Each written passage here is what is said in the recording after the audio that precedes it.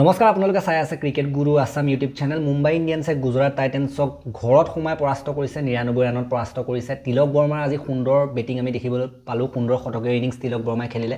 Run তেনেকৈ অহা নাছিলে, যি ধৰণে সাধাৰণতে তিলক বৰ্মাৰ নিচিনা বেটাৰৰ পৰা আহিব লাগে, কিন্তু ফৰ্ম ইমানো বৰ বিশেষ নাছিলে সাধাৰণতে, সেইটো কাৰণে হাৰিবলগীয়া হৈছিলে। বহুত কেইজন মুম্বাই ইণ্ডিয়ানছৰ বেটাৰ কিন্তু ফেইল মাৰি আছিলে, কিন্তু আজি তিলকে দায়িত্ব লৈ খেলিলে। আৰু তিলক বৰ্মাৰ নিচিনা প্লেয়াৰসকলে দায়িত্ব ল'বই লাগিব, কাৰণ ইণ্ডিয়ান টীমৰ প্লেয়াৰ ন, বৰ্তমান সময়ত ইণ্ডিয়ান টীমৰ মধ্যক্ৰমত খেলি থকা বেটাৰ। আৰু সিফালে শ্ৰেয়াছ আয়াৰ, যি নেকি T20 টীমত নাই, তেনেকুৱা ধৰণৰ প্লেয়াৰে ভাল খেলি আছে ন, বহুত ভাল খেলি আছে।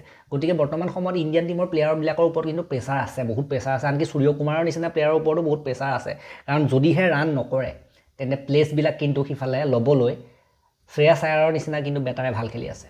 গতিকে সেইটো অকণমান মাইণ্ডত ৰাখিব লাগিব। মুম্বাই ইণ্ডিয়ানছৰ বেটাৰ যিখিনি আছে ইণ্ডিয়ান টীমত আছে, পাৰফৰ্মেঞ্চ নকৰিবলৈ হ'লে কিন্তু উলিয়াব টীমৰ পৰা, সেইটো কিন্তু খাটাং কথা BCCI ফালৰ পৰা। গতিকে সেইটো কাৰণে বৰ্তমান বাৰু তিলক বৰ্মাই নিজৰ পাৱাৰ দেখুৱালে, এতিয়া চাবলগীয়া হ'ব পাছৰ সময়খিনিত কি কৰে সূৰ্য কুমাৰৰ নিচিনা প্লেয়াৰে। আজি খেলখন চাই আপোনালোকে, যিটো টাৰ্গেট দিছিলে, টাৰ্গেটটো দি পেলাই এনেকুৱা লাগিছিল যে 199 কৰিছে, 200 টাৰ্গেট দিছে। গুজৰাটে হয়তো পাৰি যাবলৈও আছে, কাৰণ তেওঁলোকৰ নিজৰ ঘৰত খেল হৈছে আৰু তেওঁলোকৰ সেইটো বেটিং পাৱাৰ আছে। হয়তো গিলে ভাল খেলিব, গিলে মুম্বাই ইণ্ডিয়ানছৰ বিৰুদ্ধে ভাল খেলে, এনেকৈ সাধাৰণতে মোৰ মনত এটা ধাৰণা আছিলে। কিন্তু বলিংটো যি ধৰণে হ'ল সেইটো কিন্তু মানিবলগীয়া। অশ্বিনী কুমাৰে 4টা উইকেট দখল কৰিছে, সুন্দৰ বলিং তেখেতৰ ফালৰ পৰা আমি দেখিবলৈ পালোঁ। বেটিং বলিং সকলোফালে মুঠতে আজি ভাল হৈছে বুলি ক'ব লাগিব এক প্ৰকাৰে মুম্বাই ইণ্ডিয়ানছৰ টীমটো। আৰু মুম্বাই ইণ্ডিয়ানছৰ টীমটো প্ৰাইমত নাই, এতিয়াও প্ৰাইমত নাই, নিজৰ আচল যিটো প্ৰাইম সেইটো এতিয়াও খেলা নাই। আজি জিকিছে হয়, কিন্তু তথাপিতো মুম্বাই ইণ্ডিয়ানছৰ যিটো প্ৰাইম ন, আগতে যি ধৰণে খেলে সেইধৰণে কিন্তু এতিয়াও খেল হোৱা নাই, যদিও বা জিকিছে ন। গতিকে আজি যদি চাই আপোনালোকে 199 কৰিছিলে 5টা উইকেটৰ লোকচানত 20 অভাৰত মুম্বাই ইণ্ডিয়ানছে। কুইণ্টন ডিকক 13ত, মালেৱাৰে খেলিছিলে, ৰোহিত শৰ্মাক কিয় বহুৱাই থৈছে পাত্তা নাই। মালেৱাৰ নতুন প্লেয়াৰক চান্স দি থকা হৈছে, 2 ৰান কৰিলে।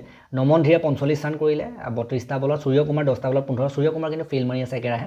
তিলক বৰ্মাই আজি গোটেই ইনিংছটো ইফাল সিফাল আৰ পাৰ আছিলে গোটেই খেলৰ ক্ষেত্ৰত। 45টা বলত 101 ৰান, সুন্দৰ 8টা 4, 7টা 6। গতিকে তিলক বৰ্মাই গোটেই দায়িত্বটো আজি লৈছে, দায়িত্ব লৈ খেলিছে, সেইটো কাৰণে ভাল লাগিলে তিলক বৰ্মাৰ বেটিং দেখি। বাকী হাৰ্দিক পাণ্ডিয়া 16টা বলত 15। হাৰ্দিক পাণ্ডিয়া বৰ বিশেষ হৈ থকা নাই এইকেইদিন, ৰাডাৰফৰ 2টা বলত 1। গতিকে আজি যদি চাই তেওঁলোকে তিলক বৰ্মাই নেখেলা হ'লে কিন্তু শেষ আছিলে। গতিকে তিলক বৰ্মাই দায়িত্ব লৈ খেলাৰ কাৰণেহে ইমানখিনি হ'ল। বাকী টিম হিচাপে কিন্তু বেটিংটো ইফালে ইমানো বৰ ভাল হোৱা নাই। হাৰ্দিক পাণ্ডিয়া বা সূৰ্য কুমাৰৰ দৰে বেটাৰৰ পৰা ভাল ইমান বিশেষ হোৱা নাই। বাকী উইকেটৰ কথা ক'বলৈ গ'লে, এটা চিৰাজে 3টা ৰাবাদাই লৈছিলে আৰু এটা লৈছিলে প্ৰসিদ্ধ কৃষ্ণা। বাকী ৰান দিছে এওঁলোকেও যথেষ্ট। সাধাৰণতে আজি 200 হ'বলগীয়া খেল নাছিলে, বহুতকেইটা যিহেতু উইকেট সময়মতে লৈ আছিলে, কিন্তু গোটেই ডিফাৰেঞ্চটো তিলক বৰ্মাৰ সাধাৰণতে বেটিঙে ক্ৰিয়েট কৰিলে। গতিকে তিলক বৰ্মাৰ উইকেটটো যদি ল'লেহেঁতেন তেতিয়া ৰানটো কম হ'লহেঁতেন হয়তো। গতিকে তিলক বৰ্মাক আউট কৰিব নোৱাৰাটো সেইটো গুজৰাট টাইটেন্সৰ বলাৰসকলৰ বিফলতা। বাকী গুজৰাট টাইটেন্সে 100 ৰানতে অল উইকেট হৈ গ'ল। গতিকে ভবা নাছিলোঁ গুজৰাট টাইটেন্সে এনেকুৱা খেল দিব বুলি। গতিকে এক প্ৰকাৰে তেওঁলোকে কামবেক কৰাৰ নিচিনা হৈছিলে পইণ্টছ টেবলত, কিন্তু এতিয়া আকৌ দেখিলোঁ যে আজি যিটো খেল দিলে এইটো দেখি এনেকুৱা লাগিছে যে গুজৰাট টাইটেন্সৰ নহ'ব যেনিবা, তেনেকুৱা নিচিনা লাগিছে। হৈ যায় কেতিয়াবা, আজি কোলাপছ হৈ গ'ল Gujarat Titans. Sai Sudharsan 0, Gill 14, Buttler 5, Washington 26, Glenn Phillips 6, Rahul তেৱতীয়া 8, সেইকেইটাতো এনেই আছে মাজৰকেইটা। শ্বাহৰুখ খান 17, ৰাছিদ খান 4, কাগিছৰ আবাদে 12, অশোক শৰ্মা 1, মহম্মদ চিৰাজ 0। এটা উইকেট বুমৰাহৰ 3 অভাৰত 15 ৰান, ৰানেই দিয়া নাই। হাৰ্দিক পাণ্ডিয়া 18 ৰানত এটা 1 অভাৰত। ক্ৰিছ ভগত 10 ৰান, উইকেট নাই। অশ্বিনী কুমাৰে 4 অভাৰত 24 ৰান দি 4টা উইকেট ল'লে। সুন্দৰ বলিং আজি অশ্বিনী কুমাৰৰ পৰা আমি দেখিলোঁ। দেন ঘাজনাফৰাই 2টা উইকেট লৈছে, ভাল বলিং হৈছে ঘাজনাফৰাৰ। দেন মিচেল চেণ্টনাৰে 2টা উইকেট লৈছে। এই ধৰণে বৰ্তমান সময়ত পইণ্টছ টেবলত অলপ ইমানো বেছি নহয়, যেনে তেনে অকণমান ওপৰলৈ গৈছে মুম্বাই ইণ্ডিয়ানছটো। তথাপিতো মুম্বাই ইণ্ডিয়ানছ যিটো পৰিস্থিতিত সাধাৰণতে আছে, এইটো পৰিস্থিতিতকৈ আগতে বহুত ভাল পৰিস্থিতিত থকা টীম, আগতে এনেকৈ নেখেলে।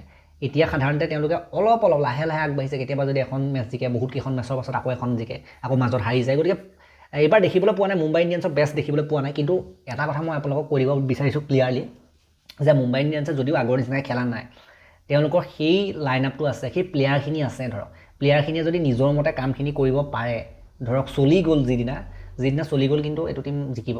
কাৰণ প্লেয়াৰ তেনেকুৱা ধৰণৰ আছে, T20 বিশেষজ্ঞ প্লেয়াৰ আছে, এটা ভাল প্লেয়াৰ তেওঁলোকৰ টীমত আছে।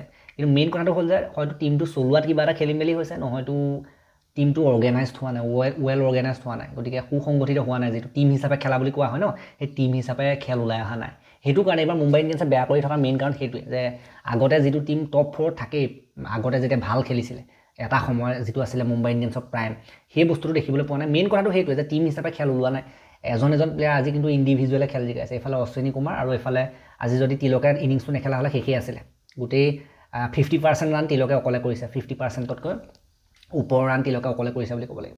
নেক্সট যিখন খেল সেইখন আছে দিল্লী আৰু SRHৰ মাজত। দিল্লী টীমটোৱে যি ধৰণে RCB ঘৰুৱাই আহিছিলে, সেইটোৰ পৰা যথেষ্ট মনোবল হাই থাকিব, আপ থাকিব, ওপৰত থাকিব। আৰু SRS টিমটোও CSK ঘৰুৱাই আহিছে, তথাপিতো মই ভাবোঁ যে এইখনত দেলহি টিমটোৰ পাল্লা ভাৰী থাকিব। SRS এনেকুৱা এটা টিম যি দম ৰাখে যিকোনো টিমক হৰুৱাৰ, কিন্তু তথাপিতো দেলহি টিমটোত সেইটো ষ্টেবিলিটিটো বেছি আছে। বেটিং লাইন আপত আমি যদি ক'বলৈ যাওঁ, এটা সুসংগঠিত টিম হৈ আছে দেলহিটো। বেটিং বলিং দুয়োফালে মানে বেলেঞ্চ হয়, ৱেল বেলেঞ্চ হয়। SRS টিমটোতকৈ বেছি ভাল টিম দেলহি টিমটো, সেইটো কাৰণে মই ভাবোঁ যে এইখনতো দেলহিয়ে জিকিব লাগে। গতিকে এই ভিডিঅ'টো মই ইমানটা সমাপ্ত কৰিলোঁ। ভাল লাগিলে লাইক কৰিব, শ্বেয়াৰ কৰিব, চেনেলটো নতুনকৈ আহিছে যদি ছাবস্ক্ৰাইব কৰি ঘণ্টাটো দবাই থৈ যাবলৈ নাপাহৰিব, লগতে হাইপ দি দিব। আৰু এটা নতুন ভিডিঅ' লৈ অনাৰ প্ৰতিশ্ৰুতিৰে মই বিদায় মাগিছোঁ। ধন্যবাদ।